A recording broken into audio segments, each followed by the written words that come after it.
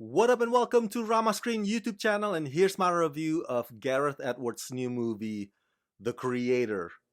Okay, you already saw my out of the theater reaction to this film last week, so I'm here to just reiterate and to double down on what I said previously. The Creator is epic and ambitious and spectacular with incredible visual effects and sound and editing. This is not only one of the best science fiction movies of the year, this is one of the best science fiction movies ever made. And what makes it special is that Gareth Edwards drew a lot of inspirations and influences from masterpieces of the past. Some are more obvious than others, while some are kind of subtle. But we're talking about things like Star Trek and Guns of Navarone and Apocalypse Now and Blade Runner, all rolled into this masterfully woven cinematic experience. It's not stealing or copying or parodying.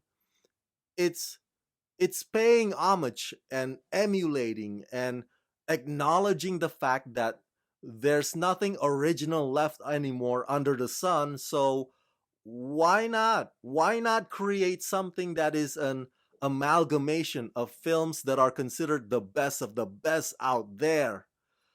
I'm always a big fan of storytellers who can take something that's familiar and put their own spin to it. And Gareth has accomplished exactly that to the nth degree. Directed by Gareth Edwards. Amidst a future war between human race and the forces of artificial intelligence, Joshua, a hardened ex-special forces agent grieving the disappearance of his wife, is recruited to hunt down and kill the creator, the elusive architect of advanced AI who has developed a mysterious weapon with the power to end the war and mankind itself. Joshua and his team of elite operatives journey across enemy lines into the dark heart of AI-occupied territory, only to discover the world-ending weapon he's been instructed to destroy is an AI in the form of a young child. When I said epic, I mean epic in every sense of that word. Gareth brings together an ensemble of maestros to help him bring this story to life on the screen. Hans Zimmer's music, as expected, is astounding and remarkable. It's a magnified composition that fits the scale of this project and all of its thematic overtone. Oscar-winning cinematographer Greg Fraser worked with a collaborator this time in capturing and highlighting the visions that Gareth had in mind, and the results are these harrowing, beautiful, astonishing frames of war and suffering on location in the stunning Southeast Asia, which, by the way, made me deeply miss my homeland. I think John David Washington and Gemma Chan are terrific, but it's the little girl who plays the AI Messiah. I think her name is Madeline, if I'm not mistaken. She gives a solemn, heart wrenching, and scene stealing performance.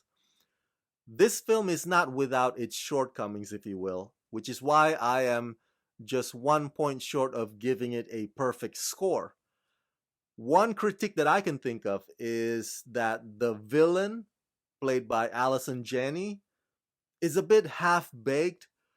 Allison, being the consummate actor that she is, she did her best with the material that she's given, but her character still comes off somewhat one-dimensional and underdeveloped. The same complaint goes for the dynamics between John David's character Joshua and the AI kid. It starts out very promising, but despite the 2 hour plus runtime, to me, there's still not enough scenes of them spending time together in an impactful way, and that lack of impactful bonding is noticeable to the point where at the end, when they are at their crucial moment, it doesn't generate the emotional kick that the movie is hoping for. They tried, but the attachment between the audiences and those two just isn't quite there. And last but not least, the AI themes.